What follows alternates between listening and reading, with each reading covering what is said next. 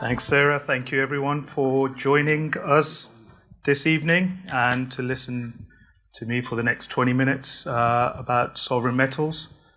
Quite a nice little picture we've got on our front cover there.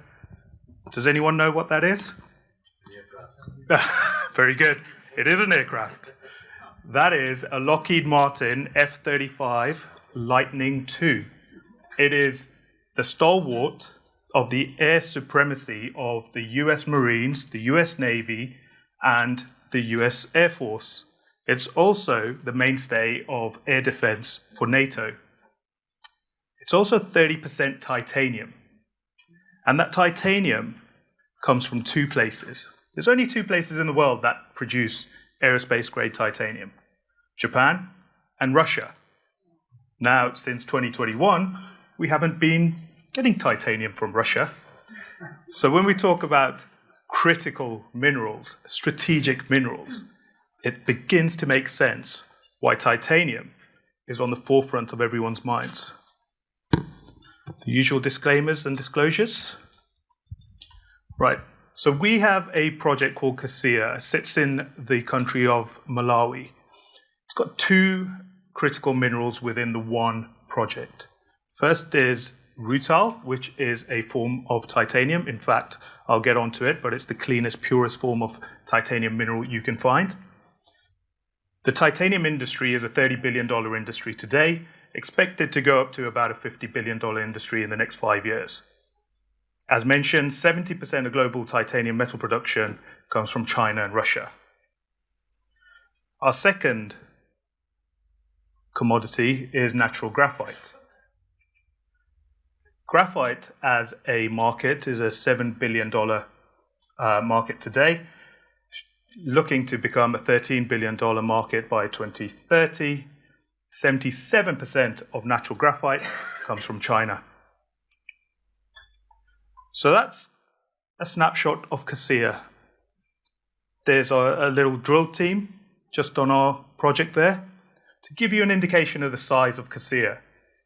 If you were to walk from that drill rig to the horizon and then do that 5 more times, that's the mineralized zone at CASIA. It is the largest rutile resource on planet Earth. It's the second largest graphite resource on planet Earth. So that gives us a very good starting point to become the largest global producer of both those commodities, and in fact, the lowest cost producer of both those commodities. Let's put some numbers around it. In 2023, September, we released a pre-feasibility study that told us that the revenue we can generate from CASIA is around $645 million a year for 25 years. Told us profitability-wise, we're talking about $415 million a year for 25 years. Bring all those cash flows in today and what's it worth today, and our net present value is $2.5 billion. Anyone in this room can go online and go buy a stock in this, valuing the company at $0.3 billion today. The interesting thing is, after those 25 years, you've still got 70% of the mineralization remaining untouched in the ground. So this isn't a 25-year mine. This is a 50, 60, 70-year project. Right, quickly on rutile, because a lot of people glaze over when I say the word rutile. We've all heard of titanium.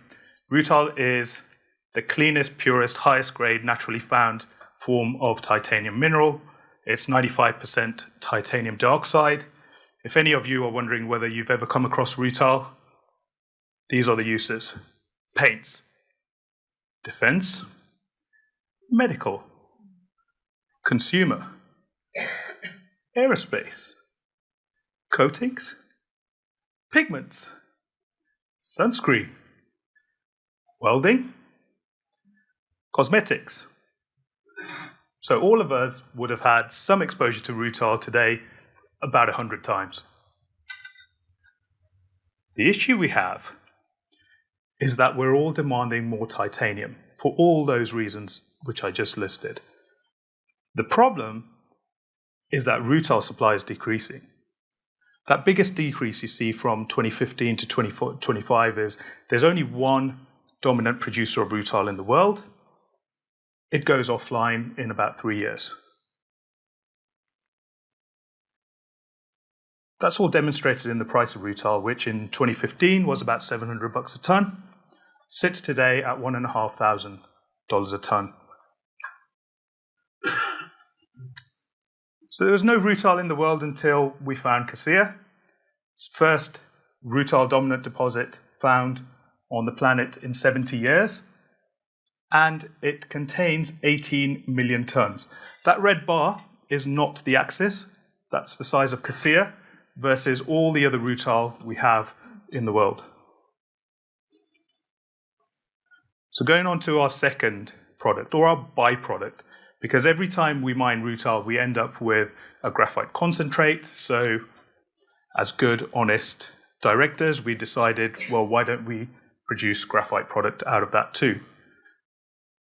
Graphite makes up 50% of your lithium-ion battery, right? You have the positive side and the negative side. Negative side, the anode, is predominantly graphite. Now, people always say to me, well, why is it called a lithium-ion battery? To which my response is, well, when was the last time you found a shepherd in your shepherd's pie?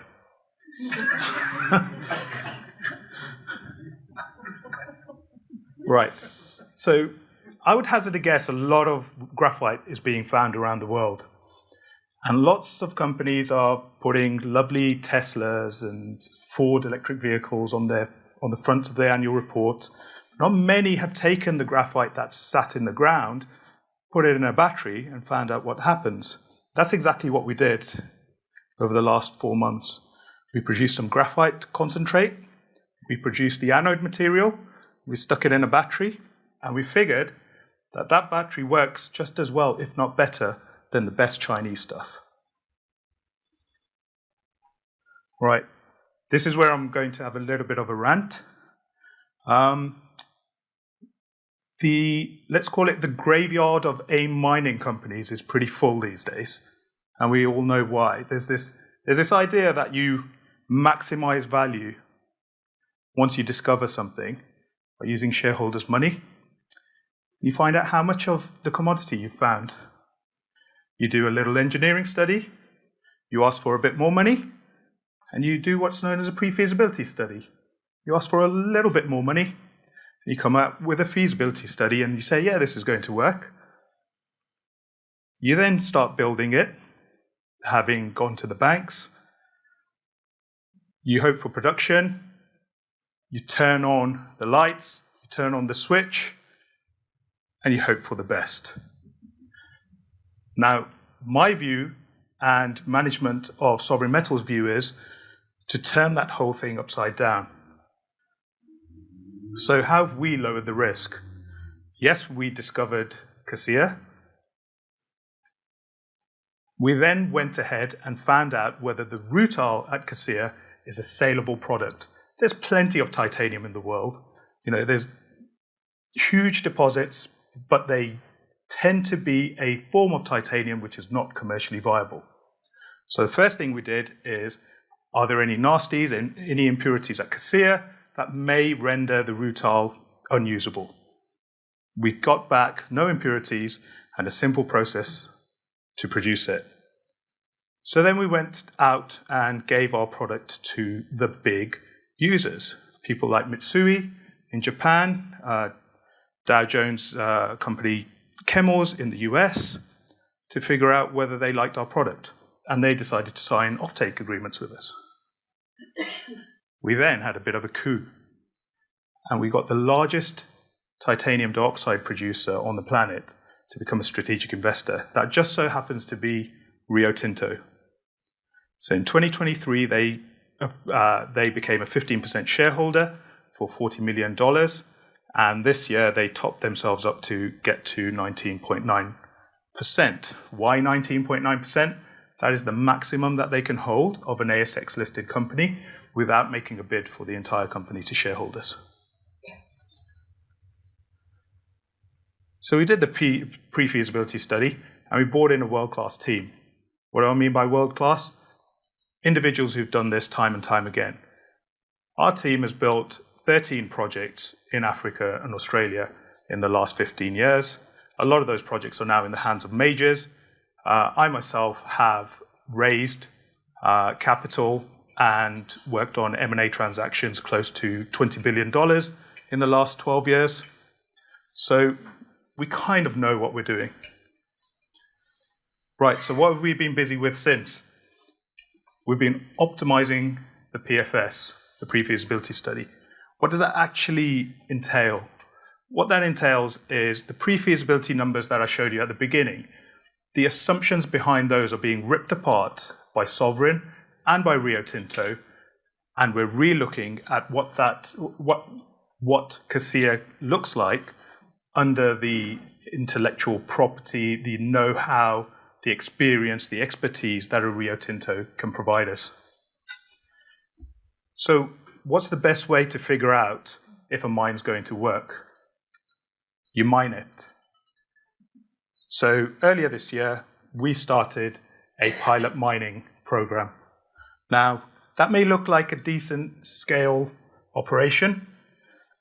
That's about 5% of the size of the full-scale operation at Cassia.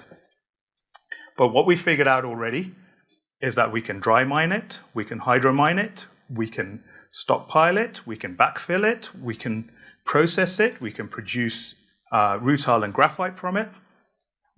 We're getting all this real-time information on the ground. It's a 6-month trial program. We're expecting all the results of it to be out pretty soon. That's a 10-hectare pilot site area, so it's not small. And we've moved over 150,000 cubic meters of material in that time. As I said, we've also processed the material. So we have a spiral plant, we have all the goodies that help us produce rutile, so you'll see an electrostatic separator and a magnetic separator. All there. What we do know is all this stuff is off the shelf. We use simple, conventional processing. There's no new tech, there's no praying to the mining gods that this may work or not. We know it works. So with that, I'm going to leave you with our near-term next steps. You'll hear more from us about what we are doing on the optimization work streams. We have some infill drill results coming out towards the beginning of next year. In the next few weeks, we should have the results of some further graphite test work, as well as offtake discussions that we are having.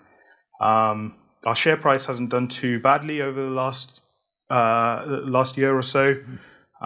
We have $20 million of cash from Rio Tinto, and our major shareholders, apart from Rio, at 19.9%, and insiders and management at 10%, include Sprott at 6.8%, and then a bunch of UK and US funds, as well as a few Swiss funds that hold below the reportable threshold.